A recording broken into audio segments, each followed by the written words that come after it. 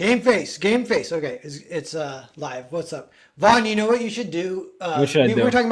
talking about completely different stuff backstage that you guys missed Hmm. out on the greatest conversation. But now Yeah. it's public, and I'm going to tell you what you should do is do a live Let's Play of Chrono Trigger, and I'll come on Oh, and I'll give commentary if you do that. dude, I would love to. I've been playing through games, so the good thing about I swear, all right, it wasn't even a pun, but the Sonic games are playing fast. I played Marvel Rivals for 8 hours. Because every time I was about to get off stream, someone else joined, and I was like, all right, I'll keep going. And I went till like 2 a.m. Uh, so that was Nice. fun, and I'm gonna keep doing it. I think there's enough people where I could start setting up like little amateur tournaments, and then I'll control. I'll make like my own Marvel Rival community, and they'll be like my ants that I get to control. Yeah. You know what Marvel Rivals in my head it like proves kind of, but it's like a spin-off of Marvel where like Marvel in its current state is in disrepair, but then Mhm. Marvel Rivals is like morphed enough in a weird way, but using the IP and then it's super successful. Yeah. And then sort of tangential to this is the woman from Wicked. She said she wants to be Storm and Oh she's like yeah. the great singer. And so they should do a Marvel musical with her as Storm. No, they should And not. I disavow this. I know you'd hate that idea, but I guarantee you it would make so much money. That's all I'm saying. I'm not saying I'd like it or anything. And I'm not saying like Marvel hire me to write it because I have a vision. I do not have a vision. All I'm Yeah. saying is I if just don't Marvel think Rivals I don't works, see her as Storm. How tall is she? She's pretty tall though, right? This chick. yeah, I don't know. But yeah, then if she's tall, then definitely. Well, yeah, but I But don't think she looks like Stewart's. Where's Phenomenal over Rivals? Talk to me in 10 years. It might be out. You know what I mean? We got to get the books out first. I would totally be down. Like, I genuinely brainstormed, like, because I was big into Overwatch, what characters would play what roles, how they play. I've thought about that, like, a lot. Like, I would love to do it for a fighting you, game, but an you know Overwatch what you're stuff. doing right with the sequel is you're bringing in some hot chick Oh yeah, it characters. was important. Well, there was also some exposition, and you needed to have attractive women explain stuff. But that, all right, that's not actually the only reason they're brought in. But it happened to That's work out that's not that even way. a that's not even a bad like fake Mm. point of wisdom. Like I might steal that. That's a good No, you idea. should. That's on Witchblade when they like if they talk about the history of the Witchblade, but she's hot. Yeah, yeah. You know, I would. Yeah, I no. It is. It's genuinely good. If you have a hot chick conveying your exposition, it's great. That's my tech support girl is hot in this. Then you have the detective girl who can scan people's memories. She's hot. The mentor, she's hot. There you Yeah. go. There you go. Yeah. And 3 is better than 2. 2 is better than 1. Yeah. Is 4 better than 3? Who knows? Yeah. But Now the issue 3 is the one I'm most excited to get to because that one is gonna be like I would describe 2 as the calm and then 3 as the storm. What 2 is like kind of so he gets the end, he has to figure out now that he's failed on his own. And issue 2 is him stopping, slowing down, resetting, kind of reevaluating why he wants to be a hero and how to use his powers before he gets out again. So it's kind of more of a character focused issue with some action thrown in there and some new characters show up too. So it's 24 pages too, so it'll be a fast read and a fast turnaround time because the thing is lettered. It's totally lettered. I cool. just have to. It has to pass the mom test, which means my mom, because my mom's like, I need to make sure it has perfect grammar. I'm like, my editor doesn't matter. They need to pass that test, and also I'm just gonna send it around to some people and get some feedback. But yeah, the book's basically ready to read, which is exciting. Like the art's all done, is that what you said? Hmm. And the coloring's done too? And the letters, it's all done. Oh wow. Yeah, it's going fast. That's cool. Yeah, it's going fast. It just needs help with the printer. And again, this is why people are like, you can't launch in January. I'm like, I'm not sitting on a finished book. What do you? I have Yeah. to be marketing something. I have to be selling issue 1 on my website.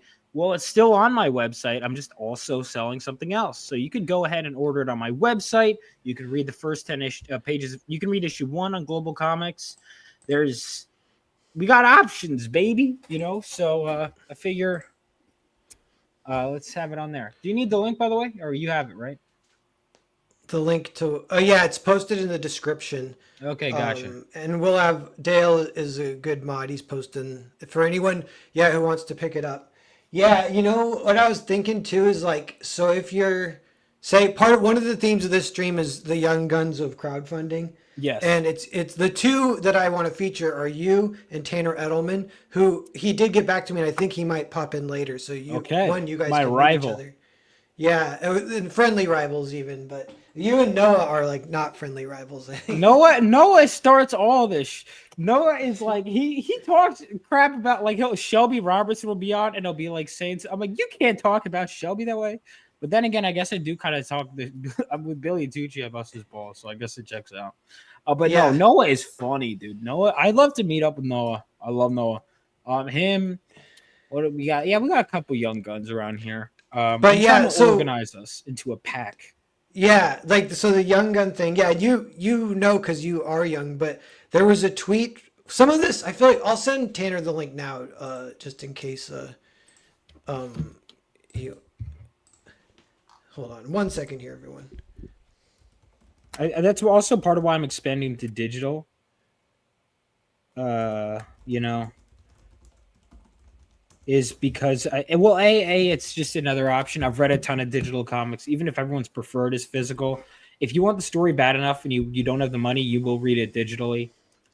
It's also just you could read it on the go pretty easily. You could pull it up in videos. There's no reason really not to have a digital, in my opinion, in current year.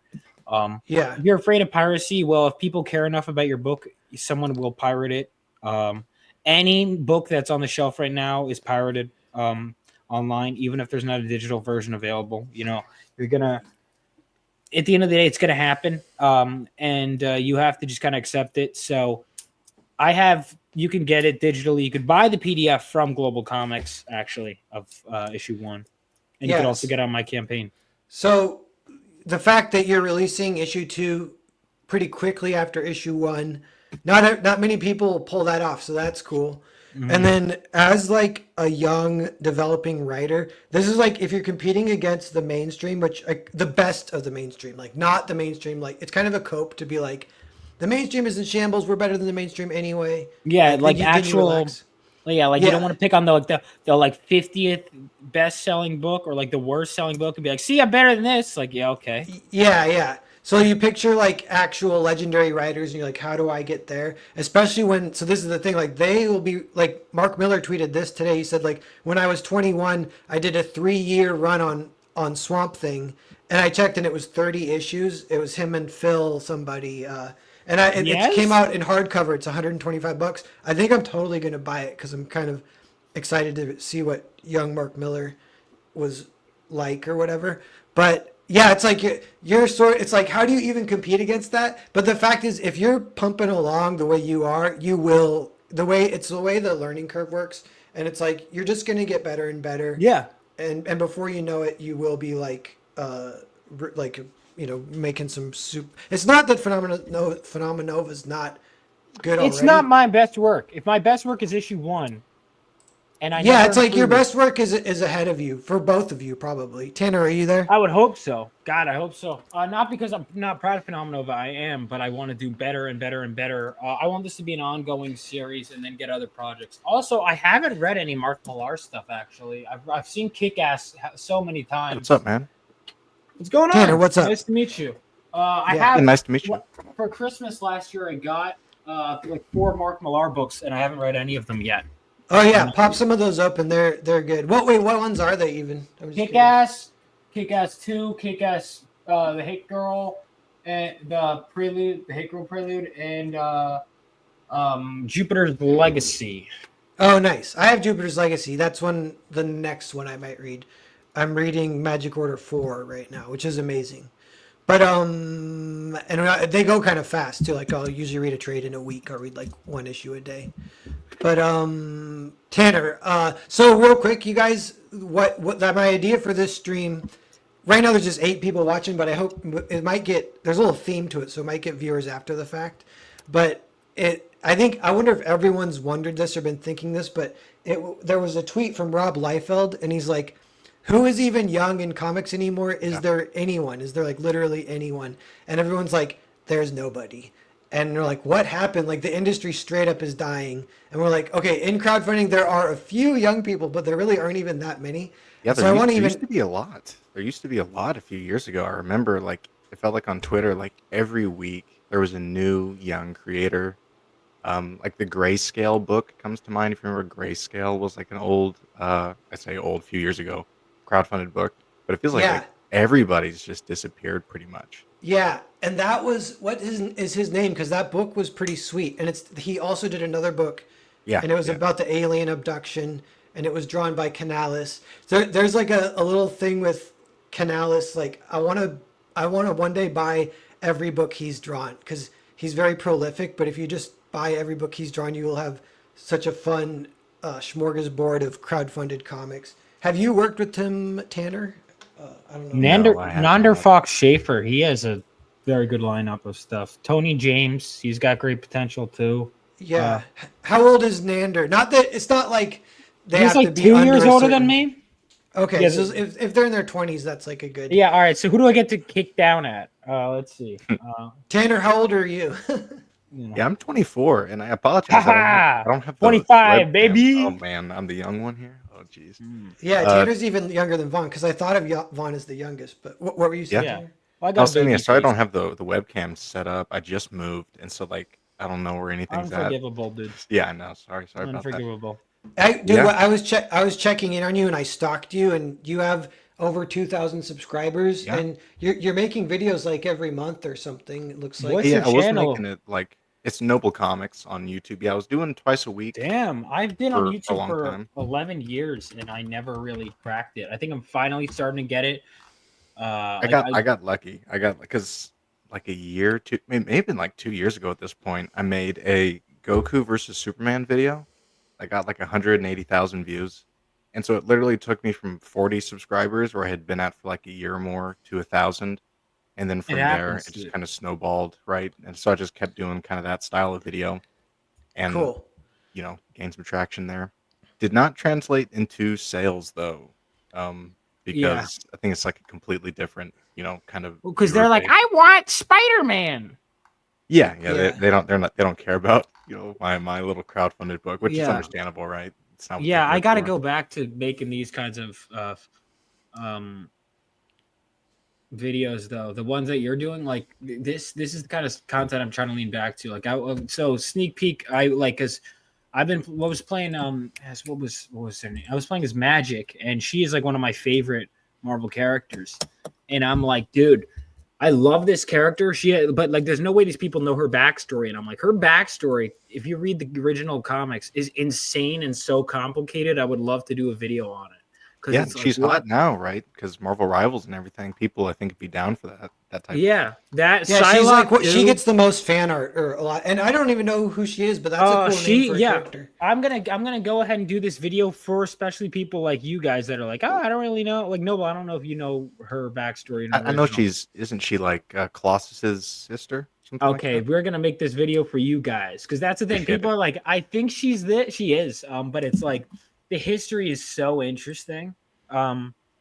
With this character, Magic, she is one of my favorite. I'm gonna say it. She's a better character than her brother. I'm gonna say it. She's better than Colossus. I think a lot of people would agree with me, though. Honestly, I love Colossus, but like she has, I don't know, she's got more going on, more conflict. Colossus, he's the big, gentle giant. I love him for that, but he's a very, he kind of just like he has his thing, and that's really it, And it's a good thing going for him, but he doesn't. I feel like of all the X-Men characters, he kind of changes the least at least in the Claremont run that I've been reading. Yeah, He seems pretty one note, but Which is fine. I people like it, him. but- He's part of a team, so you don't. It's not like everyone has to always be changing. But yeah, I mean, I do like me some character So- development. I'm curious about the pipeline into comics and then maybe out of comics. Of these could answer like why young people would be into comics as creators and as readers, and then why they get out even, which you guys haven't got out yet, which is good. And so you're like, if there are people that get in, even like if there is a pipeline, because that's even a question. And then they drop like flies for whatever reason. Like I see a lot of tweets too, like good artists being like, stop telling this. There was one artist, he was like a concept artist in animation in LA or something, and he was saying, "Stop DMing me telling me to draw comics. I don't want to work in the comic industry.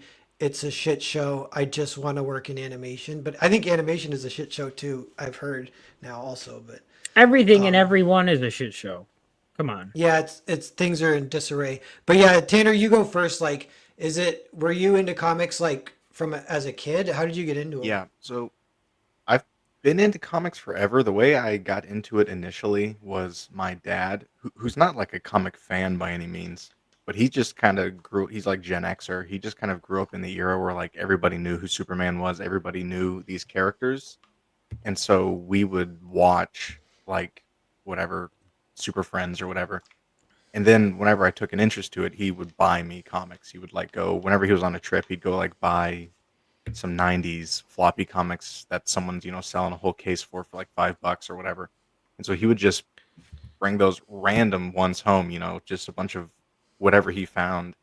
And then from there, it just kind of grew into the hobby and everything. So, but that's how it started. Was just really started with like watching the animated stuff. Like Teen Titans was on TV when I was Oh growing up, stuff boy, like that was. Oh yeah. so it was that type of thing was popular. Batman, the like 2004 Batman animated series show was really good too. It was good. I They were didn't still watch it as doing, much of that as the animated series, but yeah, I do I know liked it. it a lot. But at the same time, like Saturday mornings, Justice League and Batman the animated series were still on TV whenever I'd Yeah, get up. yeah. So like that was definitely like my childhood was always on TV, and then I just made the step into comics, which it seems like a lot of people don't do. Um, and Yeah. actually, so in college, for my senior project in college, I did an analysis. I did a YouTube video on it too of do comic book sales um, go up like or go what happens to them whenever like a movie or a TV show comes out Mm. about that character. And what it looked like was if it's a character that had never had a movie before, the sales like went up slightly. But if it was a character that had had a movie before, or it's like a sequel or it's a reboot, sales went down for that character. So like when a Why? Batman movie comes out, sales go down. And I think it's because instead of the movie complementing the comic, because it's not based on the comic, it's its own thing. So instead it is substituting your comic purchase because if you are interested in Batman, it's like, okay, well I'm gonna watch Batman instead of buying Batman. But if it's Yeah. something like Sin City, for example, well, one, that's like taking the comic pages and putting it on the screen, which is different than like the Iron Man movie is not based on an Iron Man comic. It's just the character. Right, right, Mhm. And right. so there's, I think, There's no less one to translation. one. Like, if Yeah. you liked this, then you'll like this. Like, Yeah, Yeah. yeah, Like, yeah. like V for Vendetta, for example, which I really like that movie. You just read V for Vendetta. You could just read the comic. It's like ripped from the comic. And so if you like that, you will like the comic. But like if you like Captain America and then you go to your comic book store and you pick up a Captain America book, it is not likely that that's going to translate, right? Because yeah. the comic probably Eh, sucks in comparison Yeah. to like the Yeah. movie. People have been like trained out of that in a way too, because it isn't that one to one pipeline into comics. So it Right. feels like that's interesting. It feels like you could fix that if the comics were more aligned with the movies, maybe. But Yeah, um, indie. Well, or indie. The indie, I could fix that. Like Phenomenova issue 1 is issue 1, and we're gonna keep going. I don't want to just do reboots every couple of years. I think what they are also trying to do is make it where it's like you're adapting direct. That's I think part of why they're moving to trades is because they want to be able to adapt Yeah. direct things. So I like Dark Phoenix Saga is one they keep coming back to, right? Yeah. Is because I want to read this story. Well, it's right here. You know, yeah. Yeah. What about but Tanner making real quick? Sorry, Vaughn, I'm going to go through both these questions for both of you. So it's getting into comics and then taking the jump from reading comics to creating comics. What about that, Tanner? So that's something I wanted to do forever. So it actually started in like around fourth or fifth grade.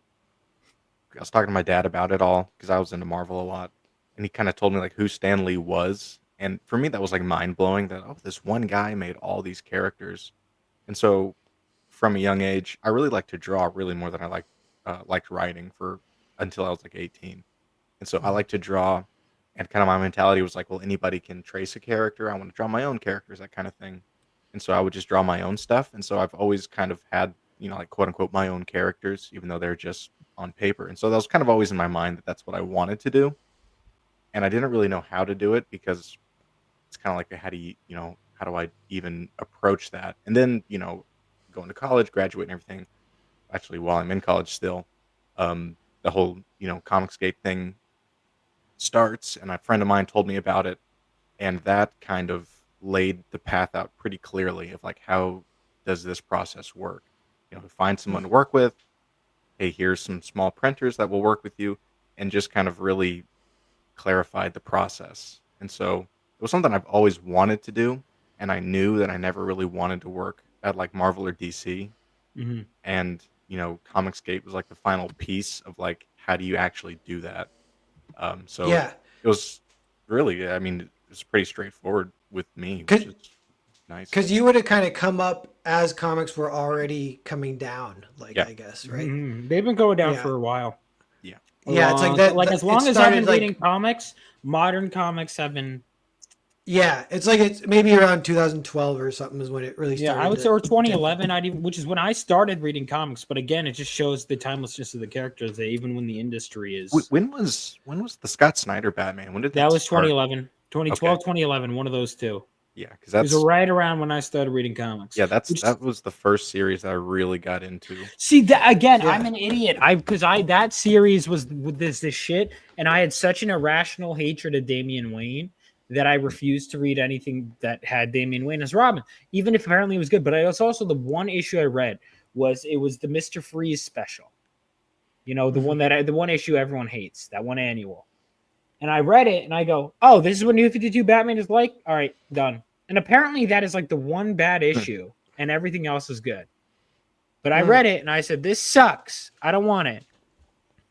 And then you catch up later, I guess. Yeah. Yeah. Yeah, So speaking I'm of gonna come back around to it at some point. I'm almost done with Chris Claremont's X-Men run. I've been hopping through decades, back and forth through time. I've been reading a lot of 80s though, which is really what made me want to start writing my own comics. Yeah. The 80s stuff. I was gonna say, like, that's one thing about being younger. This applies to everyone. Like, even for me lately, it's been with movies.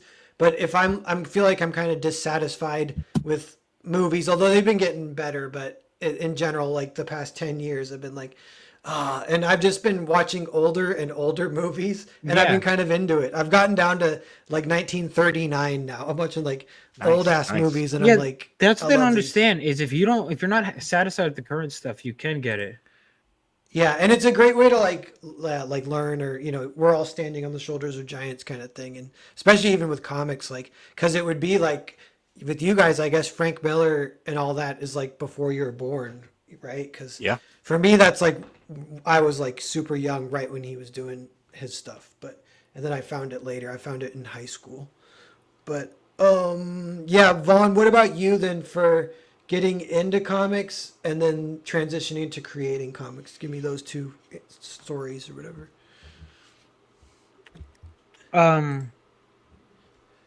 What do you mean by that?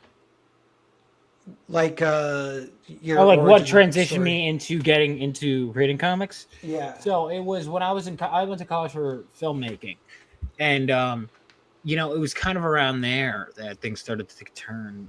That you really started to read them or create? A bit of both. Okay. Yeah, because I'm curious about the pipeline. So this is what we're trying to get to the bottom of a little bit, is the pipeline into even liking comics. Well, How so does I it had happen? Does it started still reading exist? comics when I was in 6th grade, and I would fall in and out with them, but I wanted to make movies. And I was in film school, and I had started to have some issues with, the way entertainment was going at the time and the way Hollywood was and blah, blah, blah, blah, blah, blah. And then I started reading, for some reason, I just got the sudden urge to start reading X-Men.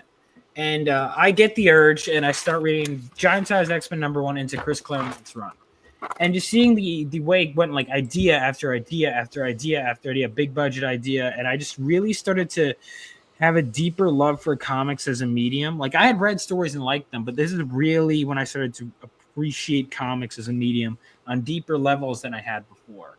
And that led me to reading some Stan Lee Spider-Man and all that. And I started regularly going to the comic store and really getting involved in the culture. And I started discovering live streams, and I started watching more videos than I used to. I used to watch videos all the time.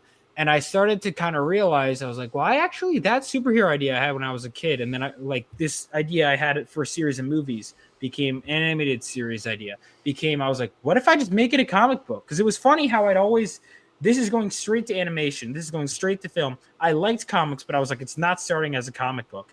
And now I'm at a point where I'm like, it can be a comic book. And if it's never anything else, it's fine. Because I had kind of really doubled and quadrupled down on the comic side of it and started writing it a way that it could only be written in a comic. And then I had gotten an editor job with Hunter Ninja Bear through a mutual friend. And that led me to go, yeah, this is it. Mm-hmm. And I really doubled down on Phenomenova and kept writing it. But back then it was called Vortex and Living Legends. It went through many different names. But I tweeted that I called your book Electric Boogaloo 2 instead of Phenomenova 2. Yeah. And that was making me laugh. And then someone was like, or Foul Crenshaw, who promotes a lot of indies, he's like, you got to have someone call Galvanite that in the comic. Tell Vaughan to do it. But you don't have to. But, no. You know what? It's in my... God damn it. You should have suggested it in issue 1 because there was the notebook with all the rejected names. Oh, yeah. And that's some of the... You saw, I recognized some of them from Creative Block, right? Like Lord Lightning. Yeah. We were going over it. I know. You went over that on stream? Well, no, but I know. I think you were on and we were talking about that. Oh, but it's like a year ago or whatever. But yeah, that was making me laugh that Electric Boogaloo, nobody thought of that yet, but it kind of fits. It's pretty funny. Just calling your comic that. Yes.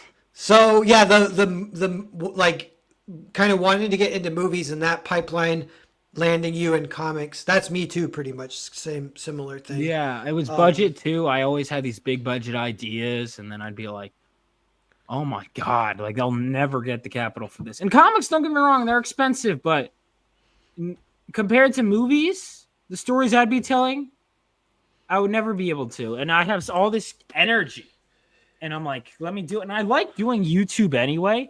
I really liked making YouTubes have for a long time.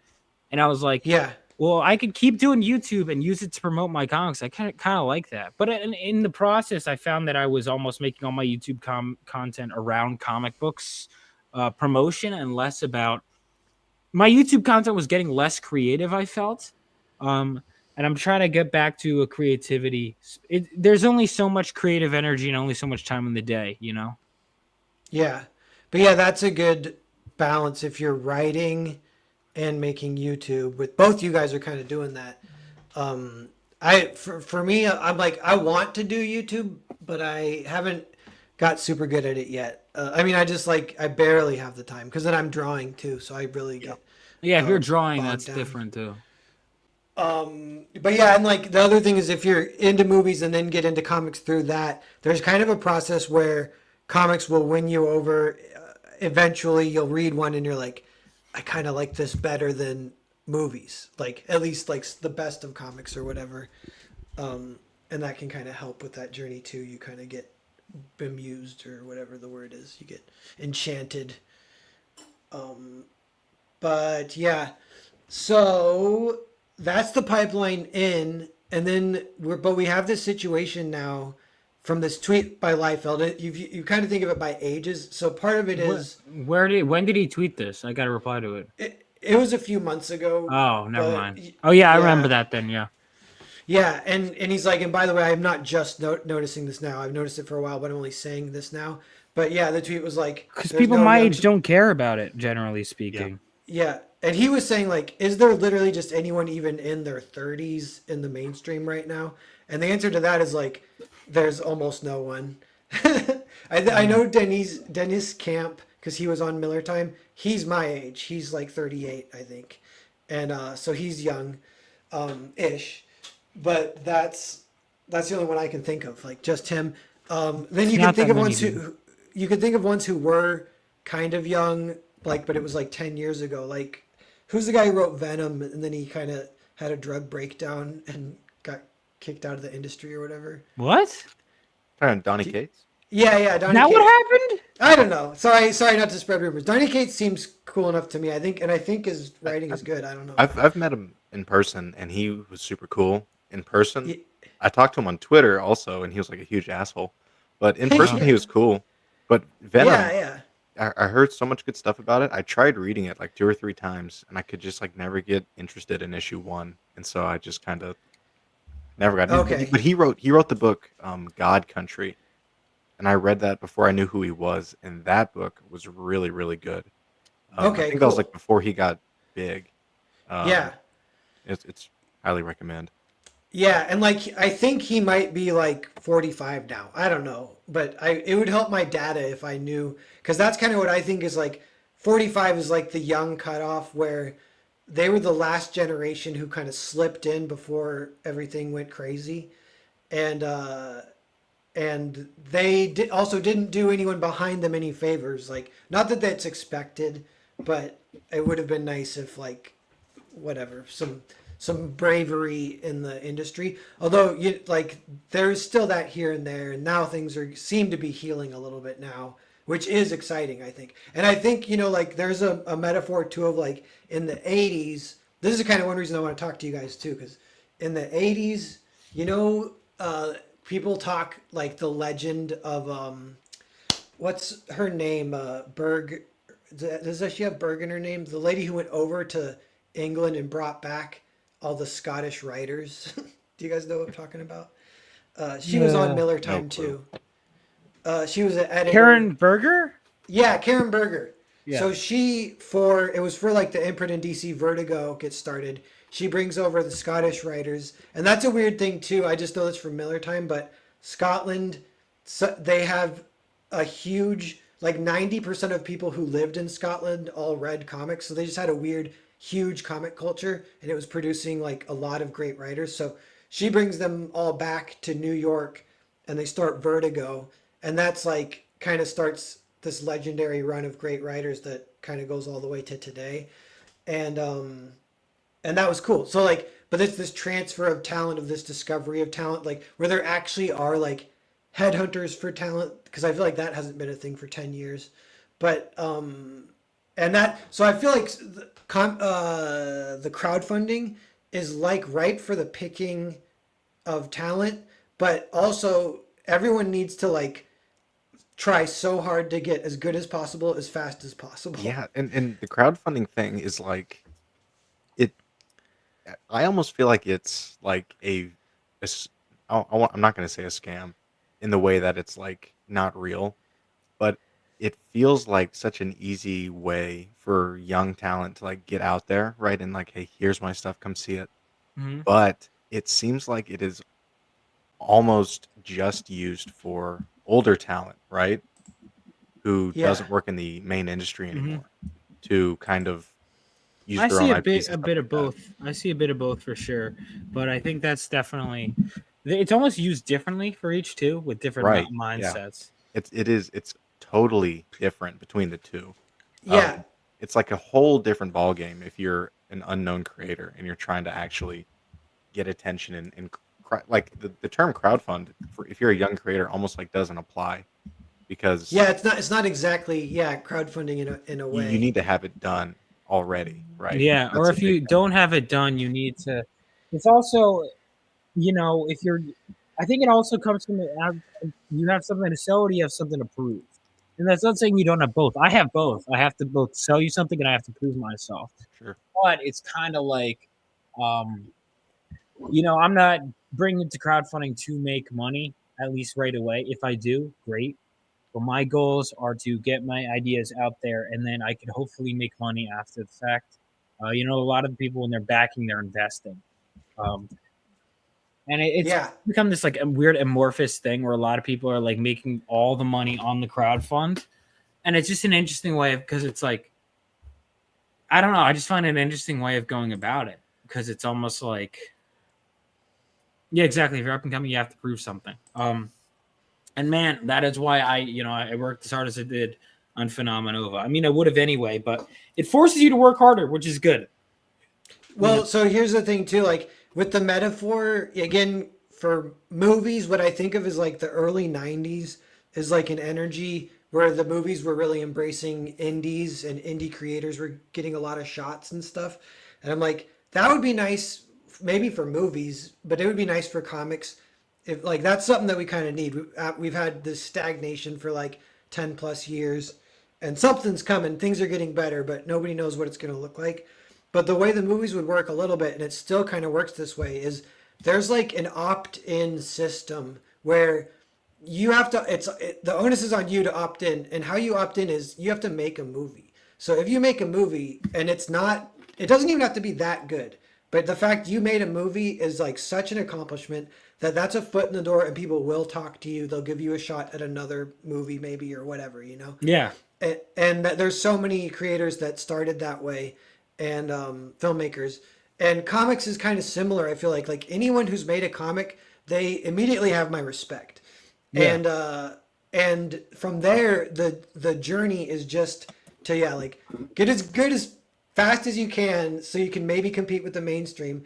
And part of what might happen in the future is like, are we going to try and bring the mainstream back into the equation? Because for one thing that happened is comics, it was overly romanticized to work in comics, and that was driving the rates down because people were doing it for free because they wanted the romance of like, I'm a comic artist. It was like so cool for a while, and that's all kind of changed, like, because that kind of killed the industry. That's part of what killed the industry. And then it's all of a sudden it's not cool anymore. I feel like we're in a phase right now where it's not cool to be in the comic industry in the mainstream. Like, you can't go to a coffee shop, and if you're doodling and someone's like, what are you drawing? And you'd be like, oh, I'm working on a comic book. They wouldn't be like, oh, that's amazing. They're It's kind more of just like, like, oh, that's cute. yeah, Well, yeah. was it? Hang on. Was They're it like, ever oh, you poor cool? thing. They pat you on the on the head. Was Yeah, that it was that around like 2010 or right before things started going a little bit downhill, 2012 or whatever. It was way cool. Really? Especially, yeah, when, even in the movies and stuff, and there were stories of like people becoming millionaires and all this kind of stuff was like, so yeah. So then the way it's been a little bit is like crowdfunding has been literally completely separate from the mainstream. And part of it is the mainstream being annoying, in my opinion, because they're like, they're being like, they're turning up their noses, to crowdfunding. And I can just picture what they think, what they say. I know a lot of them I don't are think like, they are. I don't think they are, because look at how many of them are launching stuff in there. They just did a GI Joe book on there. They're using it. Their big companies are using it. Top Cow is doing it. You also have like Marvel just did it, and Marvel is doing shit with crowdfunding. They're doing these essential sequential stuff. I mean, the idea yeah, they're turning their noses up. I just don't agree with that at all. I think they're turning their noses up at certain platforms, but not Kickstarter. yeah. Well, that's maybe what they're doing, is maybe a step in the right direction. But I do think in their head they're separating it. They're like, yeah, we'll use Kickstarter, but we're not like those plebs who have to crowdfund their little indie book. Because you can tell by the language they use. Like when the mainstream says indie comics, they never mean crowdfunding. They don't even talk about crowdfunding. When they say indie comics, they're talking about Image. You know what I Yeah. mean? Like they're talking about what's the one that the the one Jeff Johns just started, the Night one, or the Rook one. You know what I'm talking about? Student gut, by the way, him real quick. That's what I'm doing, my guy. You got to read the campaign. But no, I one of those covers is gonna, just like with issue 1. One of the covers is gonna be mass print, and the rest are campaign exclusives. Whatever's left over from the campaign will just be like, which is, I don't plan on much, but if there are extras, and people often like burn extra copies, I'm like, I'm not doing that. That's inhumane. So I'll just like, whatever's left over from the printer, I'll just sell, but I'm not going to like, but anyway, yeah, no, there is going to be an exclusive. The main cover is the one. And what I'm actually doing different from the last campaign was $25 variants, 20 main. They're all the same price for this campaign, all the covers. And it's just, they'll be marked up way in price, whatever's left over. Like they'll be like $20 if you get one of the variant covers at a convention. Yeah. Thank you, man. Yeah, nice. Everyone, yeah, but back Phenomenoma issue 2 is live right now. We're promoting it. It's up here on the screen. Yeah, we're just talking about young creators. We're kind of getting to the bottom of some of this stuff. Kind of what Max is saying up here, where like, hey, no one in the West can read. We're reading below 5th grade level or 6th grade level. It's like, I don't think that's it. I think that's only it to the degree that modern comic books have too much writing, like too much text and dialogue. Because what I talk about in my videos a lot is the fact that everyone always says like, well, manga is dominating, and it's not just because it's in that art style or something like that, but it's because it's kind of what Vaughn mentioned kind of towards the beginning, to where you have issue one and then issue two, and it's a one complete story for most manga, right? It's one complete story. It doesn't have a reset. You're watching one character grow over time, and I think it is more focused on action and like looking cool, and then kind of story is second, because most of the stories are pretty straightforward. Like, look at Dragon Ball Z. The story is usually like, bad guy comes, now I have to fight him.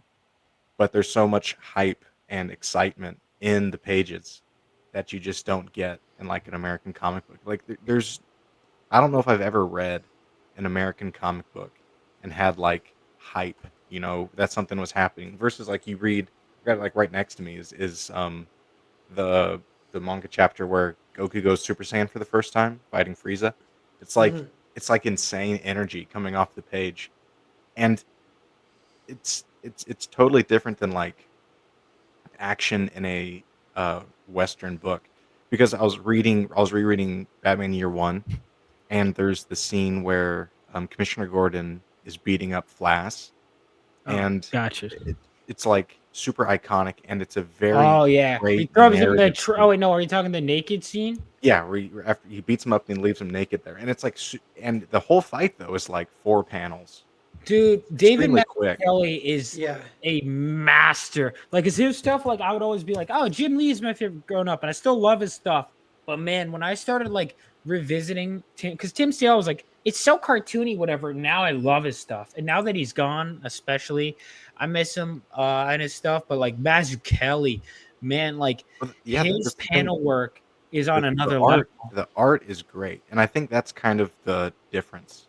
Is the art is great. The posing is all fantastic, and it looks very pretty, but it's not the level of exciting that, like, you have with like manga, or like you will open up like any Naruto page or One Punch Man or Dragon Ball or something. It's just like, with the speed lines and the perspective and everything, just how it looks is so much more focused on Mhm. looking exciting versus like That's a good point. posing nicely. And I can also, picture it. I can picture it in my head when you say that. It's like the person looking at the camera, screaming at the camera, punching the camera, speed lines. It's all this like stuff of like bringing the reader into it And way and they'll more they'll energy show the based. punch like 4 times is the thing too. Is yeah, they'll well, show it's him because they winding up and punching, and then close up of him punching, and then close up of his face screaming as he's punching, and then close up of the impact and the other guy's face as he's getting punched. Like, it Yeah, shows the hit 10 times. imagine if Batman Year One did that, it would ruin It'd it be though. it That's the would thing. take like it would be yeah, like totally 5 different. times the length. Yeah, It yeah, would be it'd be so much but it longer. would be and that's one of the things when I'm writing, sometimes I try and pull from manga, and that's why I'm trying to get better at just letting my artist cook. But the thing is, when you're paying by the page, this is the tough part, and you're not the writer artist. I mean, the writer artist, you can kind of just go, if you're getting paid by the page, yeah, might as well just make this shit longer. You know, but but it's like, if I'm doing that and I want to tell X amount of story and X amount of pages, that means I have to just condense, Yeah, because and it's if you're telling a narrative story, like, hey, my focus here is the story I'm telling, then it makes sense to cut down. Maybe you only need 4 panels to show the fight, because the fight's not what's important. What's important is the narrative consequence of the fight. But like for right. Yeah, manga, the fight is important, right? The narrative consequence you're witnessing when they're fighting for 3 hours, or they're, like, well, yeah, because they'll have like 200-page long fight scenes, yeah, which is I don't even know how and they like do that. that's what you're there for. You're not there because the story is particularly interesting, Dude, but and Yeah, there's this like shit the in anime you know, that they do. it's kind of like pro wrestling a little bit. They Manga do is. this anime. I was really reading this Battle Angel Alita manga, and I gotta get back to reading that. That's another series I have to finish. But they were like, every time the fight's about to go, no, this is my final form. And there's like 4 final forms. And I'm like, this fight ended like 5 times. And it keeps Yeah, going. And I'm it's like, exciting holy, though. it is. But yeah, I'm like, whatever they. It's like that shonen thing, and it's weird because I don't fully understand it, but it's weird because I'll read it and I'll be like, this totally works. I'm totally entertained. Nothing has happened except they've been fighting for 200 pages. Like, Yeah. what is going on? yeah, I need to But finish reading this. But last one I read was the last one I read. They went on a whole tangent for this entire volume. It's crazy where they're like there's like the vampires. There's like vampires in like the Arctic, but it's ancient, but it's also the future. And you're like, Yeah. that makes no sense. Well, it does to battle. If you're reading the story, you're like, what? Like it's such a left turn from everything that's going on in the story. But at this point, they've earned your faith with that they could kind of, and that's another thing when you're doing a long running story and you've earned the person's faith enough, you could start to take longer tangents because they know there's going to be a point. Like at the end of Claremont's X-Men run, which is what I'm at now, some of it works and some of it doesn't, but they start going on these tangents where it's like, oh, the X-Men are all over the world, and there's like almost a 20 issue gap where they're just split up all over the world. And it's like you follow Colossus for this issue, you follow this character Dazzler for this issue, you follow Wolverine at this issue. It's kind of interesting how like when almost when a creator gets more confident, they start to get more experimental. Yeah. Real quick, following up with Max said Oh, I read here. the original, Matt. Don't worry. I have the deluxe edition box set. He says, if the barrier to entry is your chosen medium is reading and half of your potential audience struggles with reading, there's the bar, and we're down here looking up at it. Yeah, and he mentioned China, you're and right. there was some reactions in the chat that don't like China. But I want to point out, so China. the last time America and China teamed up in the arts and the movies, the big movement, it was the early 90s, and it was Hong Kong action cinema, John Woo. It was amazing. But the thing is, I'm just a little That's aside. cool, China. Yeah, it's Hong Kong, and Hong Kong is still cool, is one thing. So like China's weird, but Hong Kong's legit, and the Hong Kong America pipeline connection is, I don't know if it's like as strong as it ever is even now at all, really. But it maybe that's something could get invigorated at some point. But yeah, Hong Kong is cool, and I guess they can read in Hong Kong. And yeah, like it is a little weird that people can't read in America as well. Well, I these think days, it's because they just don't care enough to learn. I mean, they're so distracted. I don't even read enough anymore, to be honest with you. You know, I think we've got phone brain. Yeah. Yeah. And yeah, so I guess I want to say, because comics is a niche thing anyway, and I'm like, well, it's niche, like you're just working with that, but it is like a challenge, and like I don't know, being like a new creator coming into it, it's really hard to find an audience. Like everyone is experiencing that on various degrees. But like just it's kind of back to that opt-in thing. Like even Tanner, like what you're doing, like you've put out, let's see, like one, is it 4 books now, and you got two more Actually. coming up next year? Yeah. Yeah. And so for people who don't know too, so Cardinal's your main superhero series, and then Displacer's kind of like a little indie comic. I really love Displacer. It's like more my style. Cardinal's great too, but Displacer, and some of these you sent me the scripts beforehand, and Yeah. I'm like, damn, these are good. And you read my book Interactivity, I think. Yeah. So Oh, you're yeah. like, Yeah. I liked it a you're lot. us- yeah, you're like, and you read you read a ton of how to write books or whatever, and but yeah, so like it's cool, and like Sleepstalker sounds cool. I might Yeah. have read Yeah. that one. I'm trying to remember if you I, sent me I that think I one. sent it to you a while ago. Yeah, because what I kind of want to do going forward is because the thing with like I love Cardinal, right? That's main superhero. That's what I've wanted to do forever. First character I ever created back when I was really little. But the problem comes with one, it's a superhero comic, which a lot of indie people don't buy into, and then it's really sequential. Like book one leads into book two, leads into book three, which can be tough whenever there's like a year or more wait time. Yeah, I know. Or That's what I can't yeah, stand is making my because I write it as if it's meant to read back, right. but and you and can't so do you that. run into a bit of an issue there. So I'm going to try and focus on more self-contained stuff. So like Displacer, every Displacer book self-contained because he's like Man. the detective type of thing. So every book's its own case, so you can kind of read them whenever you want. And so I think focusing on more like one-off type of things, or even if it's like a series, but kind of with one-off self-contained stories, is probably the way to go. I think just Hmm. because then you're not asking for as much of a buy-in from the audience. Because like if I was on Cardinal 3 or 4, and you know somebody comes for the first time and wants to get into it, and you're asking them to buy in on the previous books, and the crowdfunding is typically more expensive too than like a regular type of Yeah, game. that it's So like buy-in $100 or whatever. is kind of difficult. So I'm trying to rethink a little bit how I want to do that. Yeah, that's a good idea though. Just while you have to, like, is for when we're getting started, we'll work with what we got, and then you doors open and whatever, and you can have more freedom to do. And the limitations that come from that kind of stuff will only make you more creative and learn more stuff and everything. So, I think it's a great skill to learn the episodic adventures that wrap up in one issue. That's like harder Yeah. than it sounds. Too. It is. I have to learn that too. That's why I want to keep actually Noble, kind of similar to what you're doing. I want to keep Phenomenova as the ongoing, and then I would love to do more self-contained stories. Like I have a noir story I want to do that. So like I want to keep Phenomenova as the ongoing. There's always Phenomenova in production, and then once I'm confident with that pace, then I could start greenlighting other stuff. Which is why I'm hoping, to get Phenomenova issue 2 further along, even past its goal.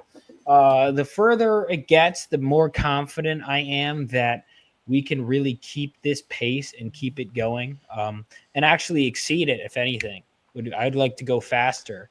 But again, that all depends. Yeah, that's cool though, because yeah, you are the pace that you're setting here. Even it's 2 issues, but like dare I say that's like the fastest pace I've seen in crowdfunding almost. Maybe I mean it's comparable to like Eric July or something, which is Good. Yeah, but that's definitely very impressive and cool, and that should benefit you first because that we've all noticed that yeah, if you have usually it's like a year a new installment in crowdfunding, and that's like just the way it is. But like Tanner's saying, you'll lose some readership that way because you Yeah, lose I mean the it's kind of me too. Especially the further you get from crowdfunding, because like whenever you're in it, like a couple years ago, 2 3 years ago, it was like I was like in it. All the live streams, I was there all the time. And so then it didn't really matter because I always knew what was going on in production, all that stuff. So there's a lot more buy-in, but the more you get away from it and it's just like another store versus like I am heavily invested in this person because I watch them on stream and all that stuff. It's more just based on the merit of the book itself. Do I want to buy it? Yeah, And that's one of the things I'm trying to learn too. yeah, Is like I that's love the because of course a lot of why I'm getting funding is because people know me, whatever, and that's why to have people coming back for issue 2, it's like, all right, because that will only get me a certain number of campaigns as they like me. Eventually, I don't want to say pity points, but eventually the I want to support this young man points will wear off. So my goal is, hey, can I keep them hooked in where they're not just supporting me because they like me, they're supporting me because I want that next issue, damn it. Yeah, I yeah. want to It's know like what happens next. it's a mix of both, but we all kind of want it to be more merit based or whatever. Yeah. But you're going to have to start off and accept that you're going to have to be charming and whatever, and then build into the merit. Especially if you're selling your first book, you're not going to sell based on merit. Yeah, it can't. It like literally can't because nobody's read it yet. That's one thing of like, yeah, just getting started, getting it out there is a great step. And yeah, so that's like what crowdfunding, what the kind of the landscape looks like. Like I know there was a good observation from your boy Zach back in the day where he's like, it's a lot of people. He's like 90% of these books that are getting crowdfunded in the whole landscape, they're that person's first book. And so he's like, so this is not going to be like, it's just not going to be competing with the mainstream really in any way on that level. This is like people trying their hand. This is people learning as they go. And I don't know if he's saying all that, but this is kind of what I'm thinking. Yeah. So it's like, and then you cut ahead a few years, and if the people who've stuck with it, the people who haven't given up, they're that much better. Yeah. And, again, better, everyone's improving. And then all of a sudden, yeah, they are kind of in a position to kind of compete with the mainstream or whatever. And, but that's kind of what I want. I just want crowdfunding to keep kind of trying to compete and keep pushing. And I want more young creators to come in. That's like going forward, even just like it's maybe a little chicken and the egg thing of like you obviously want young readers you want young creators, but I feel like young creators would bring young readers. Like you could almost focus on the Uh-huh. young creators I mean, first. dude, even like for example, with the stuff I'm doing, where I'm talking about the new Sonic movie that's good. Now I assume a lot of these newer fans that are coming in. This is my guess. My gaming streams. Finally, I'm getting young fans. Hopefully, I can keep them. But they're like, "Oh, Fortnite Pro, whatever." Just subscribe. I'm like, okay, this is definitely like a 10-year-old, and it's like, if you could get someone like that interested in comics, that's good, man. Like I think we're not taking advantage of this internet age. Like these kids are all on YouTube and whatever.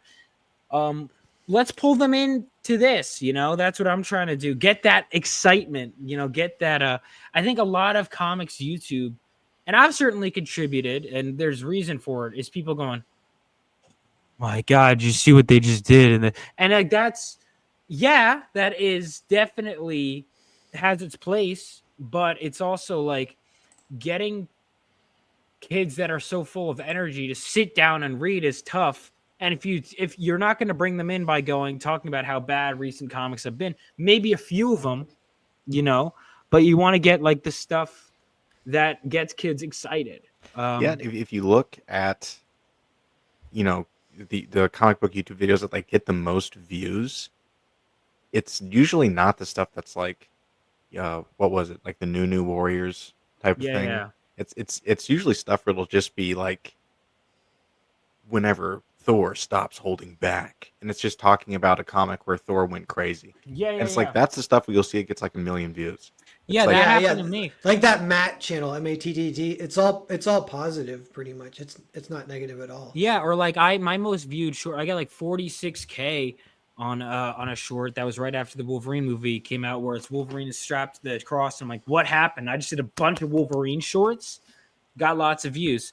Same thing with Sonic. Like you want, and it was tough to make that content for a while because because I'm not going to pretend I like comics that I don't actually like. And that's a problem, I guess, with our culture in general, not just comics. People pretend like they're hype about the latest thing that they don't actually care about because they want it. And look, I'm positive. I'm not gonna be that. I almost want to say toxic positivity, where it's like, give me more corporate bullshit. Yes, I love the new Star Wars. Like, I'm not gonna do that, right? There's the selling out kind of positivity. There's the kind that's like, okay, like let's say in a mountain of whatever, like I've been just doubling down on how much I love Sonic 3 because I have so much to talk about, and I'm genuinely excited, with that stuff. I'm not, and because of that, I almost just kind of ignore a lot of the stuff I don't like. There's a certain point where I'm like, I get it. A lot of these comics aren't great anymore. How many times do I have to hear that? yeah, I'm I stopped reading it. totally on the I'm same done. page. Right? I'm the whole negativity discourse. It's like, Like hey I've man, that was done. cool in like Yeah. 2017 whenever it was all coming around, and you're like, I can't believe they actually did this. Oh, they made, Tim Drake gay. Like all that Yeah. stuff was crazy, but it's like, Yep. okay, They what are they shown doing? loud and clear that they're not going to listen to us. So it's like, what are you still yelling about? Yeah, like something that I was kind of hyped about that I just happened to see in the comic book store is, Narwhal, you talked a little bit ago about like, would there ever be a indie return to mainstream or like going into the mainstream market? And I always thought, hey, if I ever got a job at Marvel where they said, you can write anything you want, I'd want to do like a classic Nick Fury story, like the White Nick Fury. And I was in the comic book store, and they have a current series, like a new series, where it's the White Nick Fury. It's like Nick Fury Max, like Punisher Max. And it's like I never thought they'd bring him back. I thought for sure he was canned and it was going to be, Samuel Jackson. It's like, hey, that's cool, but literally nobody cares. No one talks about it at all. But for me, I was like, hey, that's kind of cool. They brought back Nick Fury and they're doing like an actual kind of espionage story with him. It's like that's actually what I want to see.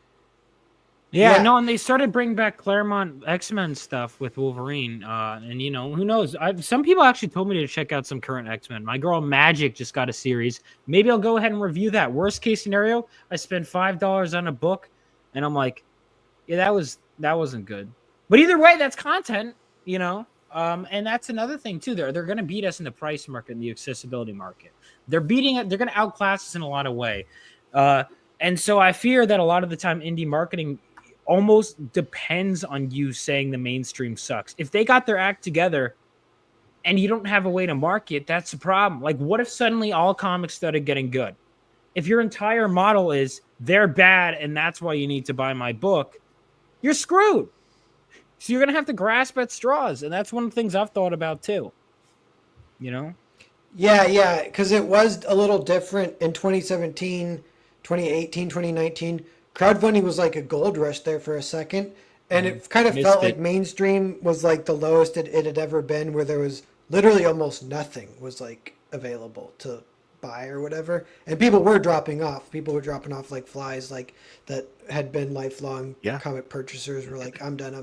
And they're And kind of pros going into pros crowdfunding. too were dropping off. If you remember, like there's that Substack thing where they all like left Marvel DC contracts to go work Yeah. over there. And in Ethan, like every week, EVS was like, hey, DC, this is how all these layoffs. Hey, there's this stuff going on behind the scenes. They're in big trouble. And so it actually felt like it was coming down, right? It's like, hey, we're all here and we're doing good, and they're actually coming down, and we're witnessing it. And of course, to a degree that they dip down uh, and are on some path of recovery. They're really not doing Yeah. good, but they're not doing as bad. And now when it gets to the position when like maybe it's not all great, but there are good things, then it's like, yeah, tell me that this is literally what the old journalism like used to be, or the old ways. Like, I'm a reader, I like comics, I know there's good comics out there, but I don't know which ones. Like, tell me which ones. And that is true for crowdfunding too. Like, crowdfunding is like, Yeah.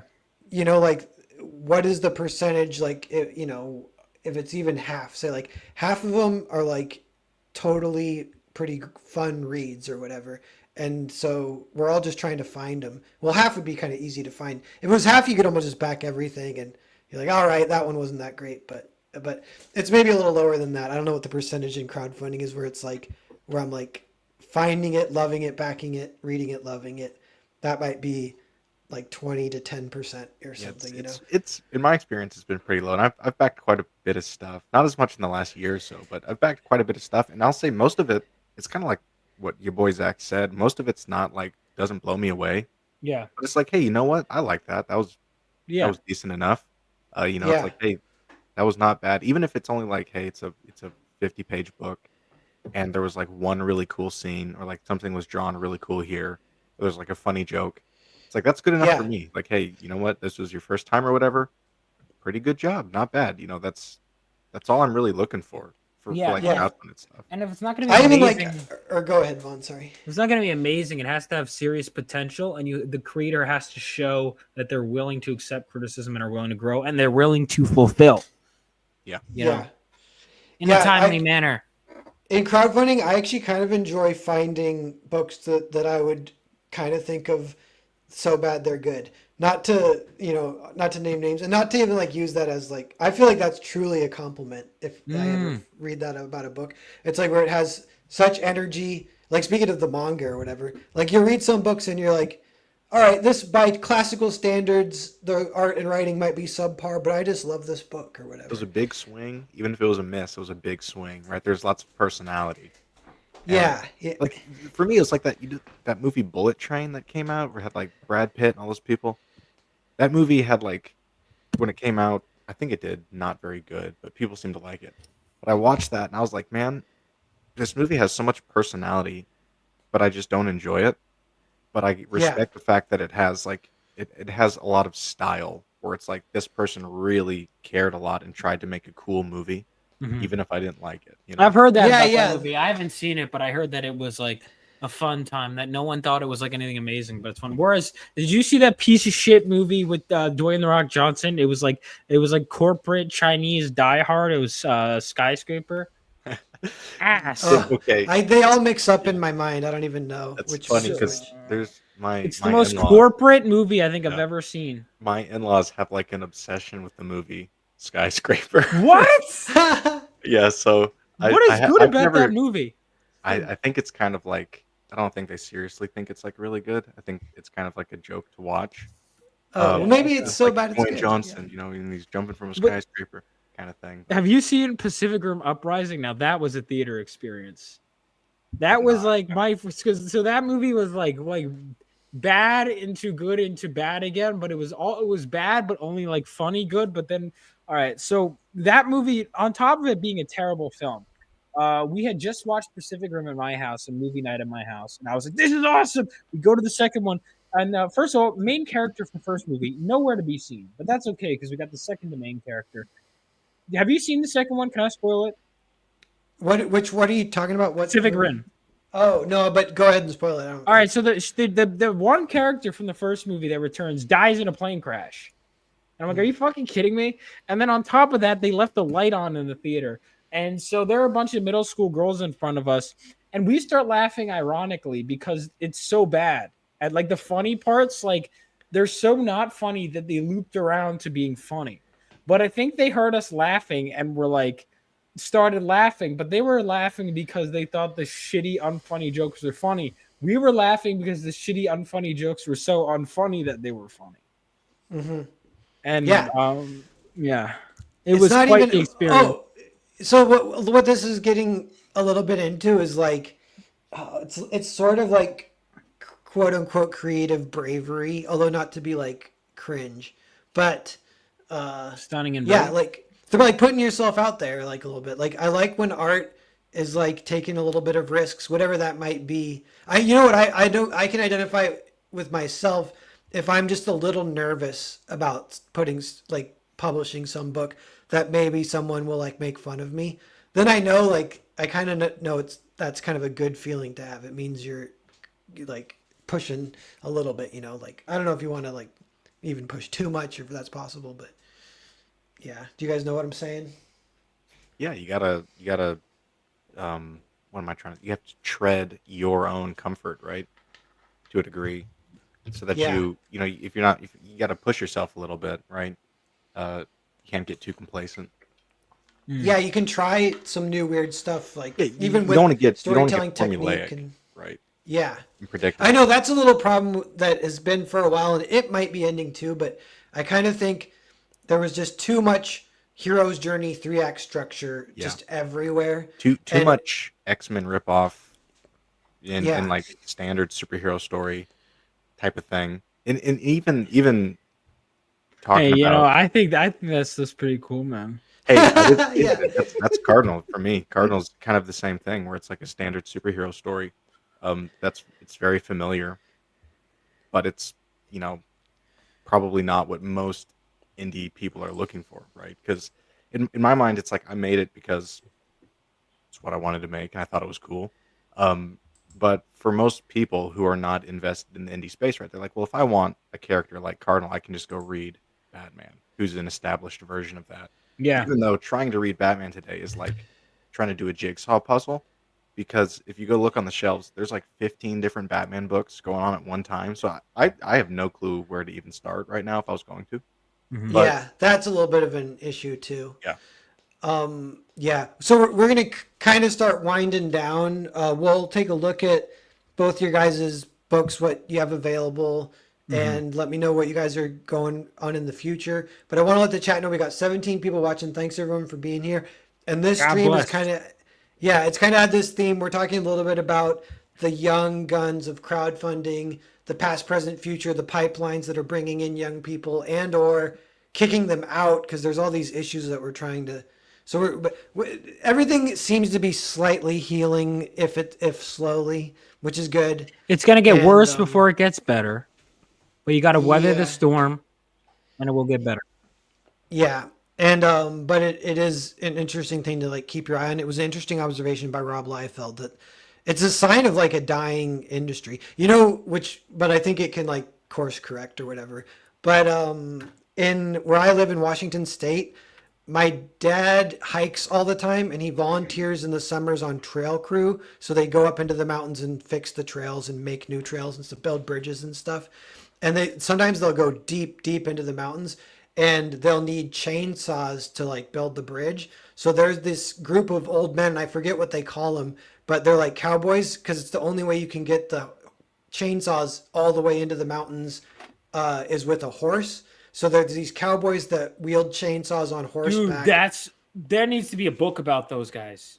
I know. So like, and I'll tell you the story too. So my dad meets A zombie them. apocalypse happens. Those guys are main characters. Yeah. And they're so badass, and their job has a name, but it's not like it's like the Dawn Treaders, or I don't know what it's not. Chainsaw Cowboys. It's all you need to be. Just keep it Yeah. simple. But so he meets them and he's like, man, they're cool. And he's like, he told me though, he's like, you know what though? They're all looking for apprentices because they need the next generation of people to like learn like cowboy chainsaw skills for the trails. Mm-hmm. And nobody has found an apprentice. None of the younger generation is interested at all. And these guys are like getting into their late 70s, early 80s now. And there's only like 4, 5, 6 of them left. And it's like, yeah, I don't know what they're going to do when they die. Like that is a lost art, a lost job. Well, I remember something I heard a while ago, and this is part of why I really started doubling down on making videos on my channel. I don't feel like I've been growing fast enough. I mean, especially, I could complain over the last 10 years on YouTube, whatever. It's fine. But like, if you're not growing, you're dying. And that's the same thing with the comic book industry. Okay, is the industry at all growing? Because people are dropping off. Are we getting new blood in the industry? And the answer is not really. Not really. Yeah. Yeah. How many great new IPs are popping up? I know we're due for all that kind of stuff. That's But God damn it, I can't carry it all on my own. I'm trying. Yeah.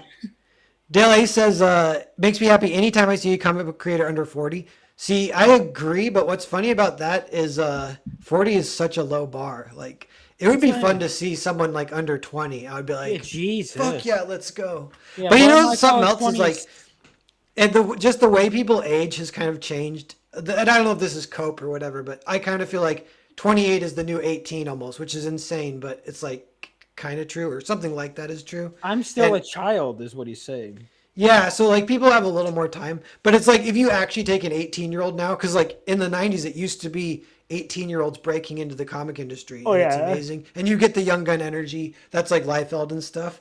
Yeah. If you tried that today, what an 18-year-old looks like, they look like a little boy and they are weird, retards. Isn't it? Yeah, it's weird. Yeah. So they're just not ready or whatever. It's something in the water or whatever it is. But yeah, man, it's tough too. There's not tons my age, but I'll do what I can. I think, stuff like video games, all kinds of stuff really is, and I think people like the idea of more of comics more than like reading comics. They like watching videos. And I say that as someone who used to I would spend more time watching videos about comics or reading about comics, or in the comics it was this way, but then I wouldn't actually read the comics. I mean, sometimes I would read some comics, but not at the rate that I should have been. I would read more about comics often than I did the comics themselves. And now I prefer to just read the books rather than a wiki article. It's like hours and hours caving through Wikipedias and stuff like that. And that's good, but it's not. It took me a while to get that old soul. Well, no, that's not true. I kind of had an old soul, but it's like entertainment today, and I was kind of the same way. I would spend so much time on Comic Vine, Comic Vine, and just spend like who would win, stuff. But Marvel like, Wiki entertainment today is almost like passive, to where most of the time, like you got a YouTube video or movie on, but you're also like on your phone. And so sitting down and engaging with something directly, like a book, let alone reading an actual book, but like reading a comic book, it requires too much concentration. It requires too much of your attention for I think most people, because it's like, okay, I could read a comic book, or I could go play Marvel Rivals, where it's like a 5-minute match, and I know. It's very engaging and immediately engaging. That's what I want to believe, that the pendulum will just swing back a little bit, and it will just kind of become cool. And sure, it'll still be niche, but like, there's got to be kids out there that like are still into it or whatever, Yeah, there will be. That this younger generation, so like Gen Z and maybe even younger. I'm not as obviously I don't know much about them, but I think that the younger generation is having sort of a more conservative turn, not like politically, though somewhat politically, but conservative in the way that like I am going to go back to more traditional, unplugged ways of life. Like that way of life is more appealing to me. Because you see like one thing, just like from like religion, more younger people are returning to traditional churches than like millennials really favored the more mega church vibe, where it's less personal. It's more of like a place you go for like a communal experience, but younger people en masse are turning more towards like traditional mass. And kind of Yeah. you see online, there's the movement of kind of like, hey, maybe we shouldn't be so plugged in to like our phones and stuff. Maybe Yeah. we need to make a turn back from that. And so maybe that's on the cusp that there'll be a return to more less brain rotty type of Yeah. behavior. I don't know for It, sure, but it's the maybe return when they spell return with a V. yeah, exactly. Yeah, That's what we maybe need. they'll returning back to something a little bit more traditional. Who knows if that'll actually amount to Yeah. anything beyond, like Just it might be like just the drip that keeps things alive, just barely yeah. a little bit longer. But that's whatever we need, at least that. So that's good. Cool. Vaughn, wanna pitch Phenomenova, and then Yeah. we'll start to get out of here. Yeah. Yeah, sounds good. So, Phenomenova issue 2, Down to the Core, is the sequel, the second issue of Phenomenova. So, where this first one was 68 pages, 65 a story. This is 24-page story. It's standard comic book size. Set 20 years after World War III, Phenomenova follows Galvanite, Miles Hanksley, as he gets his powers. But in issue 1, he fails to strike out on his own. And now issue 2 is where he's really starting to come into his own, as he's being trained by one of the veteran superheroes that fought during World War III. This issue marks also the first time we're going to see a Phenomenova member, as well as the tech support character pictured there, Hotline, and Estrella, who is a detective in our world, but she's also a member of Phenomenova. She's part of the next generation of heroes. She can see and hear in the sense that she can sense the world around her through her psychometry, that she can absorb the world and feel the memories and everything around her. She's deaf and blind, but she's got that powers that kind of gives her a new way of perceiving. Cool character. Does she talk like this then sometimes? Like No. talk. Okay. The Phoenix Senshi, because she can also absorb language and things like that. The Phoenix Senshi is a veteran hero that fought during the war. She's like a super ninja, basically, and she's gonna be the perfect mentor that Miles needs. And he needs to get smacked around a bit. He made some mistakes, and he's got to amend it. We do have an art contest going on too that I don't think I'm promoting enough, but I should make sure I do that. The winner will get their piece featured in the back of the book. So make sure you guys get on that. I think I'm probably going to end it. Sometime next month. So cool. Yeah, there's some great stuff here. And I love that you put 3 hot chicks in it. That is literally genius. Like, nice job. And Hotline is a great name for a hot girl character who runs like communications. And that's a fun trope too. Like, they have that character in Metal Gear Solid. They have it in Resident Evil 4. And like, it's a cool type style of character. See, it's funny. It wasn't even. It was initially she was an Indian chick, but it wasn't like she was meant to be hot in earlier drafts. And her character name was so stupid, and I was like, why don't I change her? And then I was like, well, it's got to be something else. And then I just thought of like, well, what if she's like the hotline? Like, hotline. She's hot and also a hotline. Yeah, exactly. See, I think you should just kill off Galvanite and make her the main character in issue 3. You did like a stunning turn. People won't even see it coming. Stunning and brave. Killing off the white man for the minority woman. Very current year, Yeah. You start doing it, you're like, this is a reconstruction hero story. And then I do all the spoiler alert for we're gonna kill off Miles right in, and it's literally just gonna be a girl. They're all gonna be like, yes, it's gonna be a girl boss book. They go to get milkshakes at the end of issue 3. Yes! They walk into the sunset. All right, dude, I told you not to reveal that information. Actually, that's something I've talked about with the creative block people, and it makes me laugh, is we're like, okay, if one of us dies, the rest of us get to finish each other's book, but we get to ruin it. And that's how I'd ruin your book, Vaughn, is. Really? So don't die, because I will ruin it. Speaking of that, is like, Silent Hill 4. It has a secret ending with the dog. Are you familiar with this, you guys? I think so. No, not familiar. There's a secret ending where like the game ends, but then you end up like going up into a spaceship, and there's a dog pulling levers, a Shiba Inu dog, and then James Sunderland is like, "It was you the whole time," and then the dog turns and goes, "Yep, yep, yep," and walks up to him, and then it just ends. So it's like It's the worst ending ever. Completely ruins the game. And that is so fun. It's so fun that they put in their own secret ending that ruins their own story. I want to do that to my books. I want to have a mini comic that is the fake ending that ruins the comic. I need to get into that series, the Silent Hill series. You said? Yeah, it is great. You guys would like it, and you could mine it for some YouTube content potentially. Yeah, I think I've seen that clip out of context, so it doesn't make sense in context with the game. Yeah, no, like it makes no sense no matter what. Yeah, like because it's so out of the blue.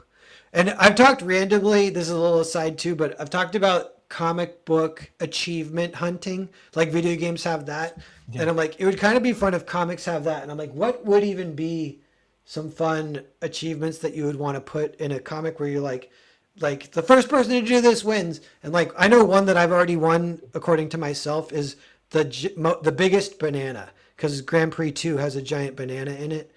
But yeah, like there's all these like can you include this? Include like 3 somethings. Include blah blah blah. And obviously you don't Biggest want to like banana. ruin your own story, but it's like if you can fit stuff in. So if anyone ever fits in a bigger Dude, I banana laughed than me, when it showed up. The big banana showed up. I was like, "That's so stupid." I laughed so hard on when I was reading Earthbound. yeah, It just no, came it's out legit. so out of left field. I was like, "Why is this in the book?" Yeah, and I did a mini comic about it too. I'm obsessed with the giant banana. Don't ask me why. I won't. But yeah. So that's cool though. So Phenomenova, everyone back. It's close to getting funded. Yeah, And it's on Fund My and Comic. it's got digital too. If you want digital, it's got digital. But yeah, we are less than $300 away. We are very close, and there are 17 people in chat. If even just a few of you guys back, that is progress, baby. That is progress. Yeah. And Tanner, so Noble Comics is your website. Do you have any crowdfunds going at the moment, or is it just the store? Just the store on the website. And if I'm completely honest, I don't think the store even works right now. I'm trying to work on kind of building the website right now. But yeah, hopefully I've got a book being finished right now, so I plan to do one crowdfund for Displacer Book 2 early next, or I guess it's early this year, and then Cool. hopefully one by the end of the year too. Nice. Yeah, Displacer was kind of a sleeper hit. Did it come out in 2024? It came out in I think it came out in 22. It just took a long time. You're getting CompSeer cover done. Because of the printer. But so this one's coming out this year. So I think it's been about a year since the last one was fulfilled. So yeah, it's like a year since I got it in the mail and read it or something. Yeah. Displacer 2 though, super good. I think I may have sent you the script for it, I don't know. But super good. Yeah. Awesome. I'm excited. Yeah. I really liked Displacer. And that was when I would almost like, I did this once and I haven't had the chance to do it again, but it was with Brendan Swan, with his comic. Shoot, what's it called? Do you guys know what I'm talking about? His like manga style comic. Yeah, I remember you where it was kind of like the music thing or the record track. Disintegration Street. Yeah. So I really like that comic. And so I did a crowdfund on my channel and it just gave all the money to him minus I kept 10%, and then he fulfilled it. But it got him some extra backers. And that was when my channel was bigger potentially. Like I don't know if I could even do that now and it would work. But like so it's like this little subsection of the imprint of Narwhal Comics where if creators were even interested, it's like we would run the crowdfunding on my channel to get a few extra viewers on it. And there's a few books I would like to do that with, like anything Brendan Swan does, Jared Jewell, a few others. They're kind of already, I feel like they're a little bit in that Narwhal brand as they're like indie comics kind of fun or whatever. And Displacer's like that. Like I would consider doing that for Displacer. And so just take that as a like. Whether or not that happens, anyone watching can take that as like a very strong endorsement that Displacer is a great book. I recommend it to you. Yeah, thanks. All right. I'll hit you up. Yeah. Cool. So yeah, this is all good. And yeah, some fun stuff coming in 2025 for both of you. And it's funny. Yeah. Like you guys 24 and 25 years old, I'm 38. So one thing is like what? So if you're 25, you got 13 years, Vaughn, to like, get to my level, bro. 13 years. 13 years. Like, Challenge accepted. yeah, you could probably do it in like 2 years, and then when you're 38, you'll be like ruling the world or something. So Yeah. Well, if I rule the world via comics, that would be. I don't think that even in a fictional setting, I don't even think that's possible. To be honest. rule with a steady hand. I don't know. Yeah, and Supreme dictator Vaughan Coleman. Yeah, in the future, if the world does end, then there's going to be like marauding bands that traffic in, like, to pass through certain territories. You'll need to hand off a narwhal book. So you're like, I need to get a narwhal book to get through this one. The tribe of narwhal will kill anyone who passes who isn't holding a narwhal book, and so you like have to hold it or whatever to pass through. Have you guys ever seen so this is the last dumb aside, but have you seen the movie Patton from the 70s, like a war tank movie starring George C. Scott, I think? I have not. No. Sir. It's kind of a classic. It's good if you ever want to watch it, but in that movie, it's Patton. He's like a World War II general, and he's fighting Rommel in North Africa with tanks, so it's tank warfare. Rommel was the famous Nazi who was like a tank genius who like conquered all of North Africa. So then Patton is the one guy pushing against him, and I think it's like a real story. Patton's the one guy. They're both like geniuses, and it's like chess on the deserts of North Africa or whatever. And Patton finally beats him, and apparently Rommel had written a book like The Art of War, and I don't think it was on tank warfare. So he had previously, before World War II, he had written this, and this is all true, I'm pretty sure. So he had written this book about tank warfare, and then in this part maybe is not true, but it's in the movie. So Patton is looking over the battlefield, seeing that he's winning, and he holds up Rommel's book to like the sunset and screams into the abyss of the battlefield, "Rommel, you son of a bitch! I read your book!" And anyway, that's how I feel every time I read one of your guys' books. I'm like, I read your book. I'll have to. Is it worth watching that movie? I don't know. Yeah, it's like, there's like hundreds of quote unquote great movies. So I don't even know if you're gonna watch them all in your life. Patton's one. Yeah. Of them. I wouldn't even be like, stop everything and watch it now. You just have to. You know what I've been into on Twitter? There's a guy I follow, Genuine Class, and he'll recommend like trash movies that like fall through the cracks. They're like free on YouTube, and I'm like, dude, I'm watching that. That's amazing. He recommended a Canon film from like 1989 called Crack House. And he's like, this was a great movie. It set back race relations in America by 40 years. And I was like, oh, I gotta watch that. What the fuck is this? And it was amazing. But It's quite the endorsement. yeah. Cool. All right, so yeah, we're gonna kind of wrap up here, but 19 people in the chat hanging. Thanks for cool. Yeah. Head on over to my channel after this, ladies and gentlemen. We'll do a gaming stream. Maybe even Sub to both these guys. Noble Comics is Tanner's channel, and then there's Vaughan Coleman has his channel. He's gonna do some gaming after this, so everybody head over there. Yeah, and make sure to back Phenomenal. Come on. Yeah. You guys know it. And yeah. Noble, I sub to you, by the way. Appreciate it, boss. Of course. Cool. Yeah, thanks guys. Hang out for just a second and we'll say hi behind the scenes, but I'm gonna end the stream. All right. Thanks everyone. I clicked it.